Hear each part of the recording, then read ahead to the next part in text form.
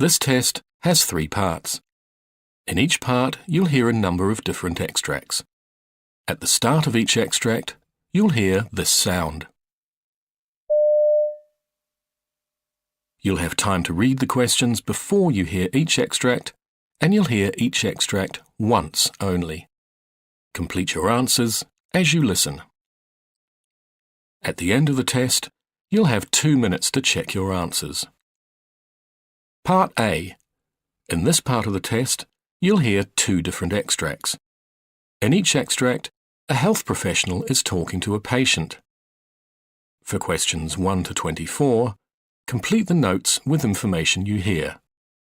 Now look at the notes for extract 1.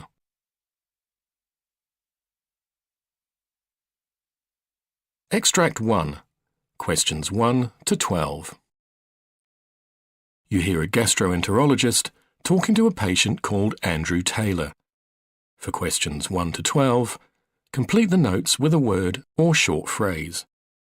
You now have 30 seconds to look at the notes.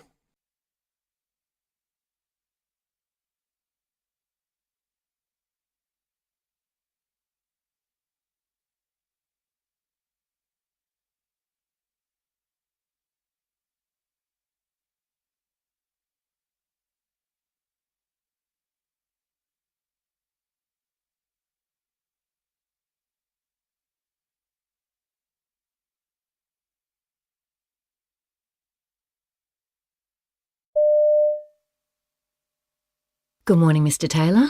Now, you've been referred to me because it's possible that you're suffering from irritable bowel syndrome or a related condition? Yes, that's right. Okay, could you start by giving me some background? This has been going on for many years. After meals, I've always tended to get heartburn, but I found that pretty easy to deal with by taking antacids from the pharmacy. But a year ago, things suddenly got worse, and there were other problems I started to notice. The symptoms vary a lot, and they can be quite hard to describe exactly, but the main problem is bloating. I see. I need to tell you about some other things related to my stomach. Mm-hmm. Although this isn't something that happens every day, I've been suffering from constipation in the last month. In the past, I've had the opposite problem and would rush to the toilet several times a day. Mm. I just never know how I'm going to feel from one day to the next. It's the way the symptoms are so unpredictable that I hate. It's hard to plan my life. Were there any other symptoms unrelated to your stomach and bowel? Well, I have a skin condition that can flare up, and I know this could be related to irritable bowel syndrome. Mm-hmm. And the odd thing is that I often have migraines more or less at the same time as the stomach discomfort, and these can go on for days. It's strange, and I didn't at first think it was anything to do with my stomach problems. Have you noticed anything that can intensify the symptoms in any way? Well, I have a very demanding job as an accountant. I don't know whether this has a bearing on anything, but there's a chance I might lose my job in a reorganization of my department, so that's obviously something that's making me anxious. I don't know what's going to happen. What's the worst effect the condition has on you? The problem isn't just that it's nearly always on my mind unless there's some pretty big distraction, but also that it's so draining. What I mean is I often feel that I've got no energy at all. I just want to sit around and do nothing when I get home from work, to be honest. I go to bed tired, but I'm frustrated because I have insomnia much more than I ever did before. I wouldn't say I've been suffering from depression, but a condition like this can make you feel rather down. Right. And I understand that you've investigated the possibility that your diet's responsible for your condition. Can you tell me about this? I was told by a nutritionist I saw that people with irritable bowel syndrome often don't eat enough fiber. In my case, I don't feel that's an issue. I've followed the nutritionist's advice about taking more fluids during the day, especially water, and accept that in the past, maybe I didn't do that enough. It's hard to say whether that's made a difference, but possibly it's caused a slight improvement. I'd read that dairy products can make things worse, so I tried cutting them out, but I wasn't convinced it made any difference. I've cut back on caffeine, though not much, actually. I also paid for extensive food allergy tests, but they didn't show anything major, so that's not an area my doctor thought was worth investigating further. What medications have you tried? Well, I took something called an antispasmodic, Yep. which my GP says helps to relax the muscular contractions which move food through the gut. But, to be honest, I don't think it made much difference in my case. Have you taken anything else? Well, I've been given antidepressants, and I'm giving them a go. I wasn't sure I completely understood the reasons. Okay, well, a drug like that targets the signals being sent to and from the nerves in the digestive system. It has a calming effect on the muscles there. Mm-hmm. Do you find that this drug was effective? Yes, I'd say it was on the whole.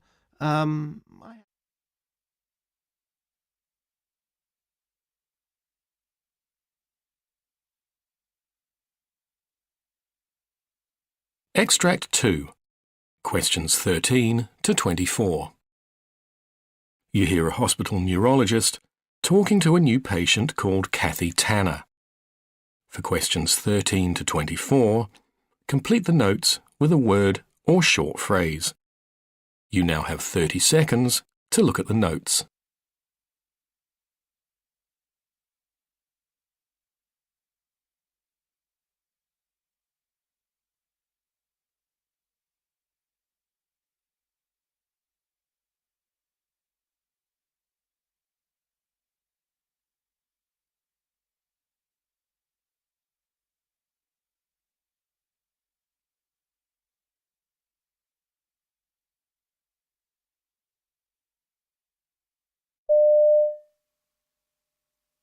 Hello, Mrs. Tanner. Pleased to meet you. Hello. Do you mind if we start off by getting some background to your condition? Just in your own words, could you talk me through the reason you're here and how it all started? Oh, please call me Kathy. Right. So, until 2 years ago, my husband was in the army. Right. We lived off base, and I had a job which involved a lot of driving. Mm-hmm. Whenever I was in the car, I noticed that my neck would get pretty stiff at times. Right. It was hard to turn my head. To cut a long story short, when my husband left the army, we moved to a new house. My neck pain was still a problem, so I decided to visit an osteopath. Right. He tried to fix the problem by a neck adjustment, but actually it just made things worse. Oh, dear. I found I was losing flexibility in my neck. I began to use a heat pad, which did help at first. Good, but so not for long? No. About a month or two on, I started to get this sort of feeling that something was pulling my head over towards my right shoulder. Right. It was painful and embarrassing because I couldn't keep my head straight. Of course. I'd managed to hide it from everyone around me until then. About this time, one of the doctors I'd seen thought physiotherapy might help and sent me to a nearby clinic. Mm-hmm. So I started going in regularly for treatments. And one day, the head of the clinic looked at me while the therapist was trying to position my neck and whatever. And he said, "You know what your problem is, don't you?" And I replied that I didn't. And he told me that I had spasmodic torticollis, and I had no idea what that was. So what happened then? So he says, "Oh, it's untreatable. You just have to learn to live with it." I went home in pain, feeling depressed and hopeless. Yes, of course. He was just so unsympathetic and unhelpful. Well, I'm sorry to hear this. Thanks.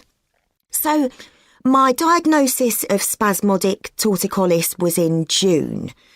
So I began to research, what I could do. I tried chiropractic treatment until December.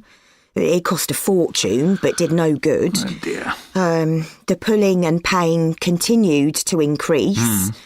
I saw a couple of neurologists, and I was put on a drug called baclofen. But it really didn't make any difference. Yes, that wouldn't do much for your condition. Oh, right.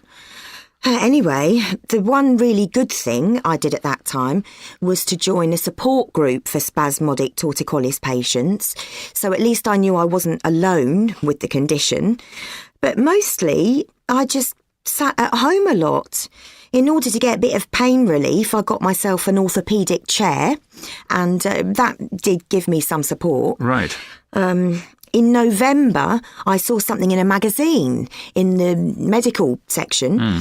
It mentioned some new treatments being done at the university hospital to treat things like spasmodic torticollis with Botox. We mentioned this to our GP, got a referral, and in December, I had the first injection in my neck. And how did the treatment go? Well, the injections really helped the pain, you know. My head returned to almost a normal position. Right. It did give me a few problems, like problems swallowing, but that was okay.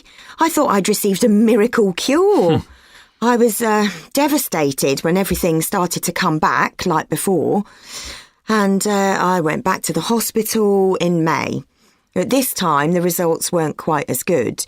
Even though they'd upped the dosages, I ended up having 9 lots of injections, plus the, various oral medications.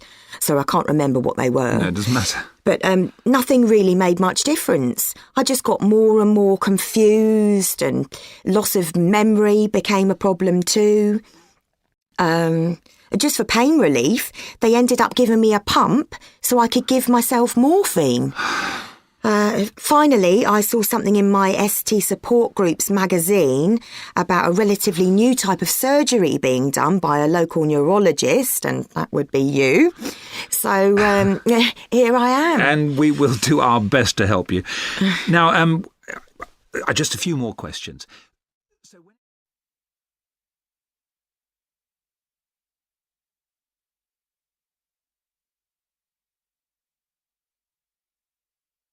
That is the end of Part A. Now look at Part B. Part B. In this part of the test, you'll hear 6 different extracts.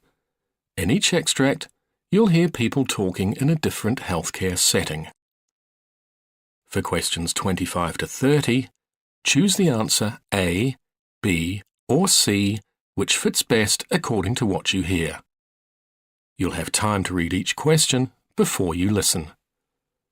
Complete your answers as you listen. Now look at question 25. You hear an optometrist talking to a patient who's trying contact lenses for the first time. Now read the question.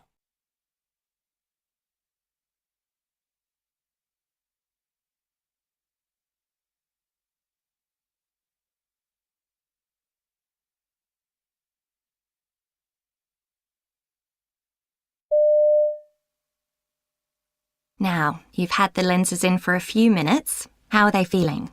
Not bad. I thought I'd feel them actually touching my eyes, that they'd be sore or prickly, but I can't feel much at all. My eyes do feel a bit watery, though. It's okay. You've just used too much solution.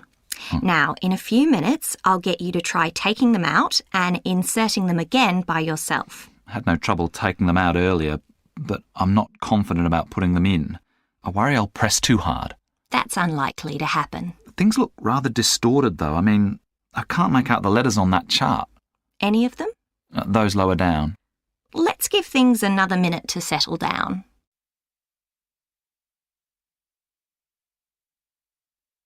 Question 26. You hear a nurse asking a colleague for help with a patient. Now read the question.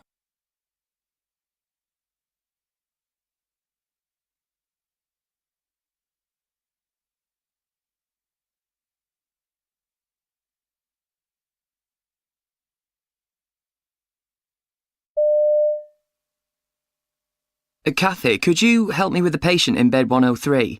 The woman who had surgery 2 days ago. Oh, yes, she's due for discharge today, isn't she? Does her pain relief need topping up again? I thought she wasn't very comfortable this morning. Oh, she's on a reasonably low dose, but she's coping. She needs her chest drains removing, though, and she's got herself into a bit of a state. Well, that's a two-person job anyway, so I'll come with you. Has the consultant seen her? I know there was some concern yesterday about her condition and the level of the fluids draining into the bags. Oh, he's cleared her for removal of them today, but I think some reassurance might be needed first. Right. I might just check her analgesia and give her more before we go ahead. OK.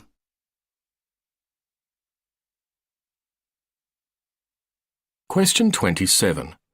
You hear a senior nurse talking about a new initiative that has been introduced on her ward.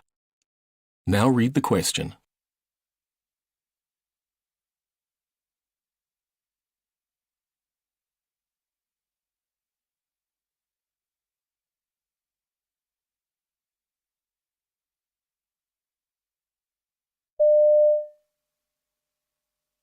One of our key priorities is improving communications between staff, patients and patients' families. We recently introduced a scheme called Dear Doctor, which involves giving each patient a card where they can make a note of any questions or concerns that they themselves have. They can also talk to their families during visiting time, or even on the phone, and see if there's anything else they'd like to add. The cards are then collected and given to the doctor before the ward round. We're really pleased with the response. Patients used to say that they only thought of the things they felt they needed to discuss when it was too late, so the cards give them a better chance to bring up whatever's on their minds. In fact, it's been so successful that we're going to roll it out on all wards in the hospital.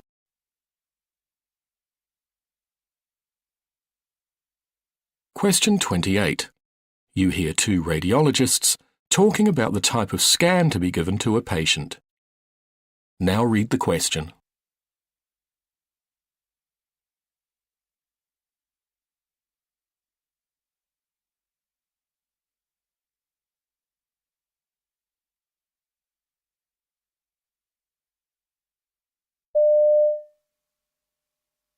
I've just had a phone call from emergency. They have an 11-year-old boy with right lower quadrant abdominal pain. They're concerned about appendicitis, and they'd like to order an abdominal CT for him. Do you think that's a good idea? I was thinking maybe we should recommend an abdominal ultrasound, because then we can spare him the radiation. Is there any concern in this case around using ultrasound instead of CT? Accuracy, for example. The sensitivity is slightly less than the CT, but the specificity is almost the same, so I think we can rely on the results. OK. It means we can avoid the child being subject to contrast exposure as well. But what would we do if the ultrasound doesn't answer the question? If we can't visualise the complete appendix, then we can recommend an abdominal CT. OK, we have a plan. Call them back and let them know.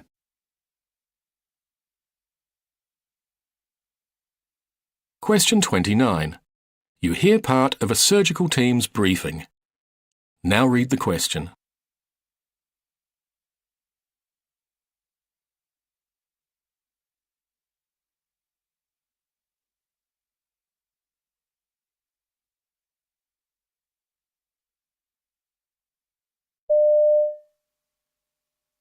OK, next is Mr. Malloy's repeat laparotomy.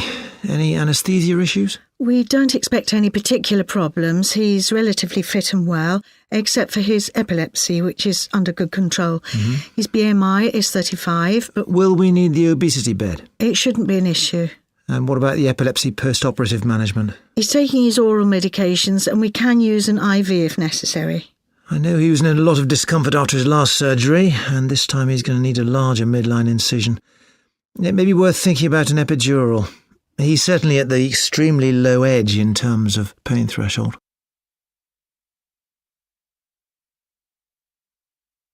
Question 30. You hear a senior research associate talking about a proposal to introduce interprofessional primary healthcare teams. Now read the question.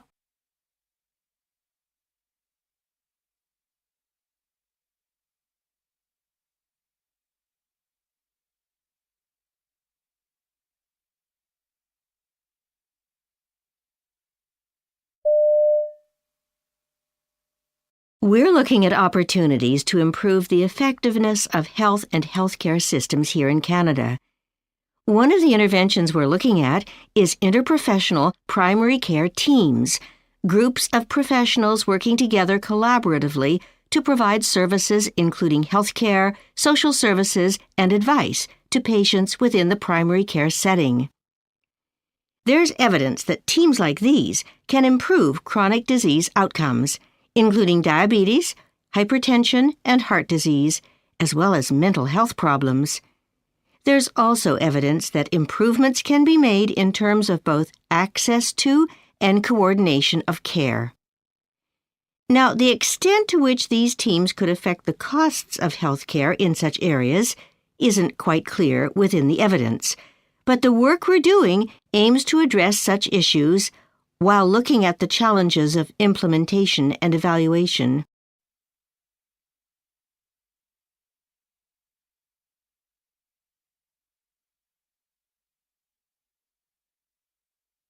That is the end of Part B. Now look at Part C. Part C. In this part of the test, you'll hear 2 different extracts. In each extract, you'll hear health professionals talking about aspects of their work. For questions 31 to 42, choose the answer A, B, or C, which fits best according to what you hear. Complete your answers as you listen. Now look at Extract 1. Extract 1, questions 31 to 36. You hear a presentation by a specialist cancer nurse called Sandra Morton, who's talking about her work with prostate cancer patients, including a man called Harry. You now have 90 seconds to read questions 31 to 36.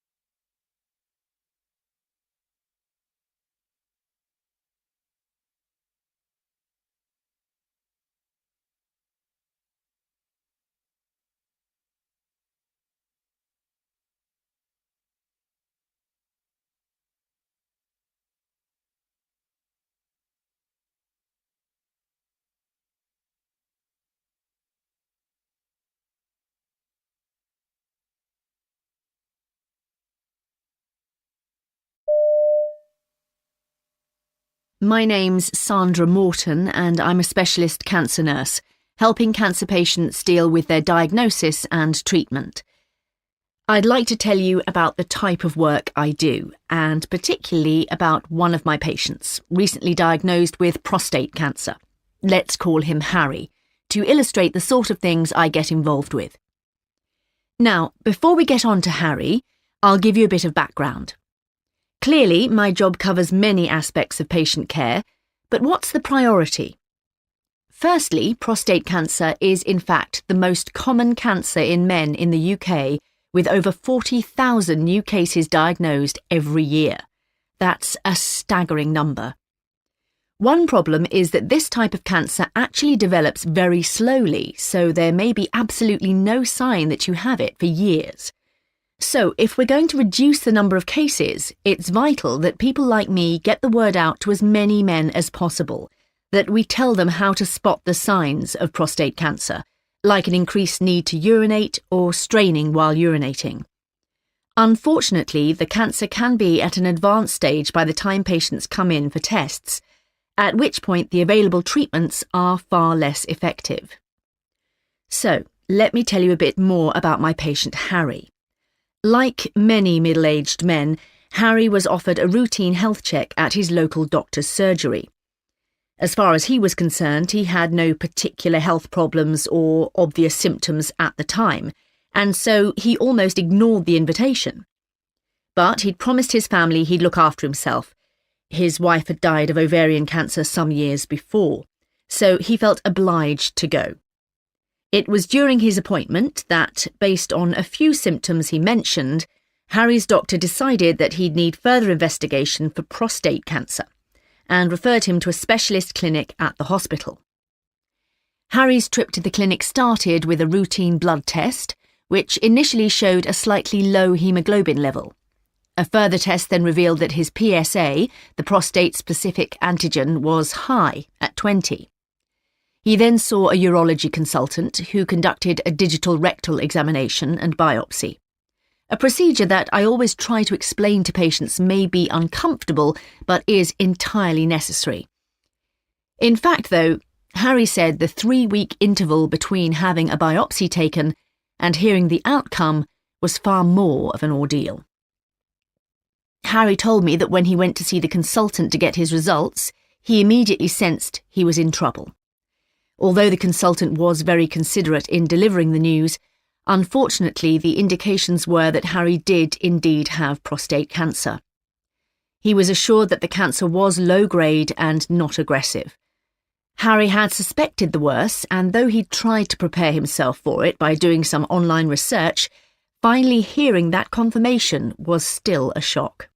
In fact, the very mention of the word sent Harry into panic, which was very unlike him. So at the time I first met him, he was very vulnerable and grateful to have someone to talk to. Of course, the response to the illness amongst prostate cancer patients like Harry can vary enormously.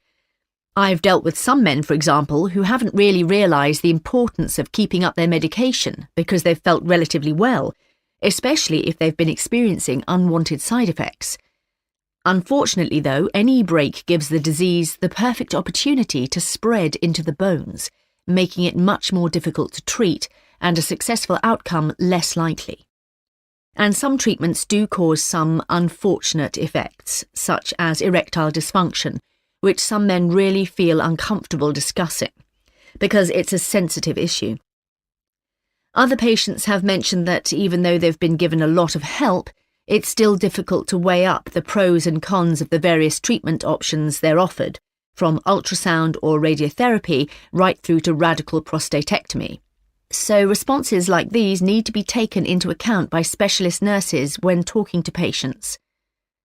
For me, these factors really underline the importance of the community follow-up clinics we have in my area, which address many of these issues in the provision of healthcare for cancer patients. Staff at these clinics see patients during their recovery and only send them back to hospital for treatment if they develop significant new symptoms. Seeing patients in the clinics means that staff get to know each patient and build a relationship with them, which enables nurses like me to dispense advice and answer questions. And although we have no firm evidence, staff feel that's far more beneficial to patients than attending a large hospital clinic. So we're hoping more clinics like these can become available.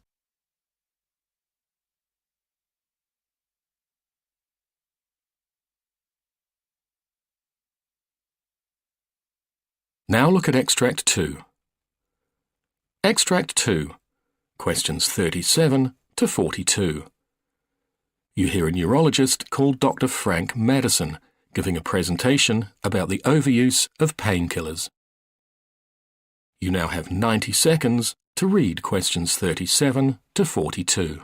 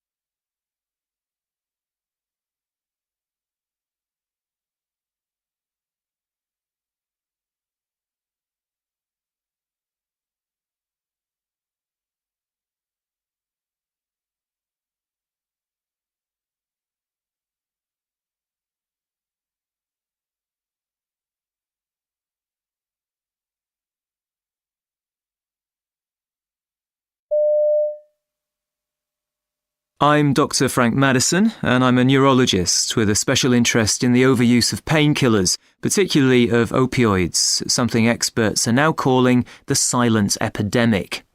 Now, we've all seen the stereotypical images of addicts hooked on recreational drugs, but addiction to painkillers like opioids has a much less familiar public face. From what I've seen, one reason for this is that the range of people affected makes them less easy to pigeonhole. I mean, there's no typical age, social class, and so on. And of course, most people seeking help for opioid overuse were initially prescribed the medication by their own doctors for pain relief. This highlights a major part of the problem. Physicians often pay little attention to the possible risk of addiction. They need to look carefully at patients' personal histories and assess the risk, considering things like depression and anxiety disorders, before prescribing opioids. In recent years, there's been a dramatic increase in opioid prescriptions. I see a pattern not just of GPs overprescribing, but of GPs inappropriately prescribing. Sure, people want their pain relieved immediately, that's understandable, but proper pain management requires lengthy face-to-face input, which time pressures don't allow, so easier alternatives have become the default option. What's more, although opioids can provide effective relief in the short term, they shouldn't be the automatic first-line therapy. Many alternatives do exist, and they're no more costly. People generally think of pain as a direct symptom of a problem in the affected area. But pain is an extremely complex subject, and it's one that used to be underrepresented in medical education. Thankfully, that's no longer the case, and doctors now realise that when a patient complains of acute back pain, that pain may not be due to a clear and treatable disease, but that such pain often presents in people with other medical problems, and these need investigation. Although there are distinct types of physical pain, all too often, I see sufferers lumped together in one category, which means that unfortunately, not all treatments are going to work equally well. For example, we first need to know, is the pain caused by inflammation as opposed to nerve damage? Establishing this makes initial mistreatment far less likely, meaning that treatment is more effective and the risks of long-term problems are reduced. But it's not just opioids we need to watch. Patients often self-treat with readily available painkillers like paracetamol. And while such drugs play an essential role in pain management, people still need to know more about them. We've been pretty successful in publicising the dangers of accidental overdose, and clear information's given about the effects of taking these drugs long-term, so public awareness about increased tolerance levels is also gradually improving. Many doctors also now actively warn patients about the spiral of taking higher and higher doses for pain relief. Worryingly, though, I've seen cases where people on drug regimes for other conditions inadvertently take painkillers which add a potentially hazardous ingredient to the mix already in their system. This is something which needs urgent attention. I'd like now to talk about an osteoarthritic patient who was referred to me, a 30-year-old woman, let's call her Anne, suffering from sarcoidosis, an autoimmune disease leading to chronic organ inflammation. She was prescribed various drugs, but though the disease was soon brought under control, the pain lingered, with Anne gradually becoming dependent on prescription opioids. Typically, she was terrified of stopping them, yet the more she took, the worse she felt. The thing is, her prescription would have been ideal for short-term pain, like that following surgery, but should never have been given for the chronic pain she was experiencing. And we all know that living with medication dependency has devastating consequences, not only on social well-being, but also on ability to function professionally, as was the case for Anne. She eventually went on long-term sick leave, as often happens in such cases. Thankfully, Anne's now much better. Having recognised her dependence, and with the necessary support, tools and techniques, she's now off painkillers. The crucial thing is to prevent dependence in the first place. Anne's GP prescribed opioids in good faith, aiming at pain reduction, but failed to set an end date for these.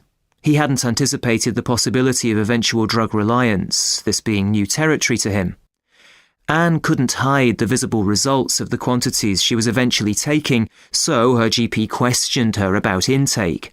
She reluctantly admitted supplementing her prescription from sources like friends and family, something her GP had suspected but hadn't investigated. Anne now realises that drugs weren't fixing her problem, and though withdrawal took several tough months, her determination to succeed has paid dividends.